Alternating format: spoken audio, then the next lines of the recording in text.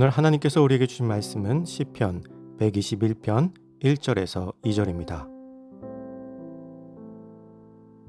내가 산을 향하여 눈을 들리라. 나의 도움이 어디서 올까? 나의 도움은 천지를 지으신 여호와에게서로다. 아멘.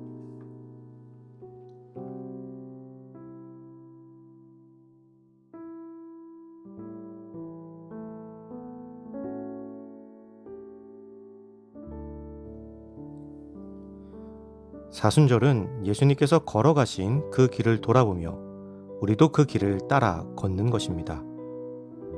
예수님은 그 길을 묵묵히 걸어가셨습니다. 그리고 그 길은 예상되었던 길이었습니다.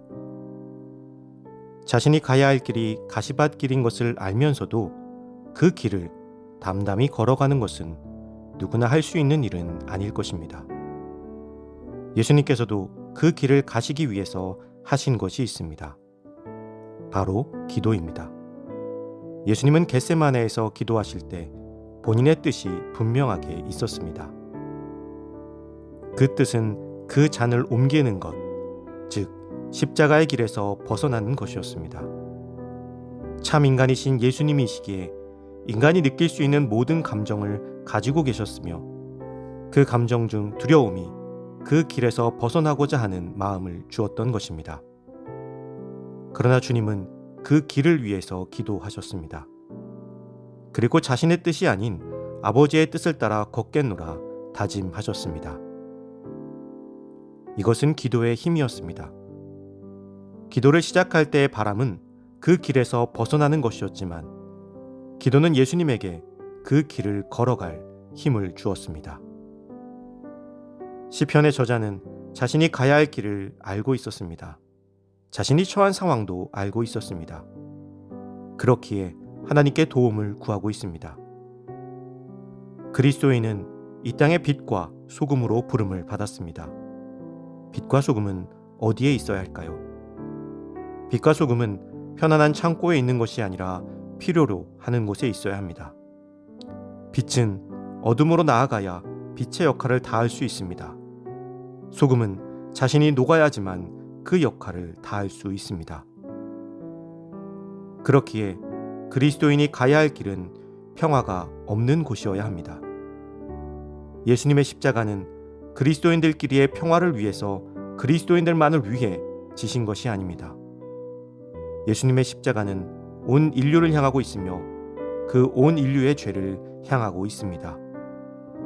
그렇기에 자신을 따르는 무리가 아닌 자신을 십자가에 못 박을 이들을 향해 나아가신 것입니다.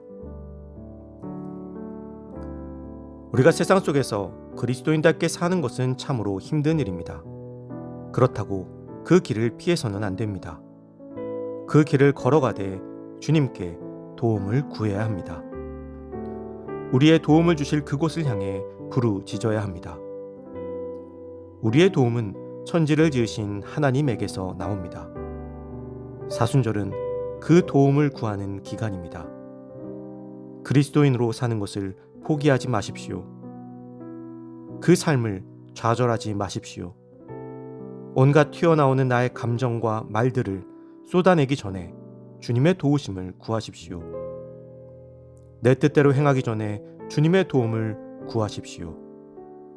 주님, 내가 그리스도인으로 살기를 도와주시옵소서. 그때 하나님께서 우리를 도와 참된 그리스도인의 길로 인도해 주실 것입니다. 사랑의 하나님, 우리는 평화를 원했습니다. 그런데 그 평화는 이 땅의 평화가 아닌 내 삶의 평화일 뿐이었습니다. 이제 우리는 그리스도인답게 살기를 원합니다. 그러나 너무나 두렵고 어렵고 힘든 길이기에 불가능해 보입니다. 그렇기에 주님의 도우심을 구합니다. 주님, 우리를 도와주시옵소서. 그 도우심을 믿고 담대하게 예수 그리스도의 길을 따라 걷는 우리가 되게 하여 주시옵소서.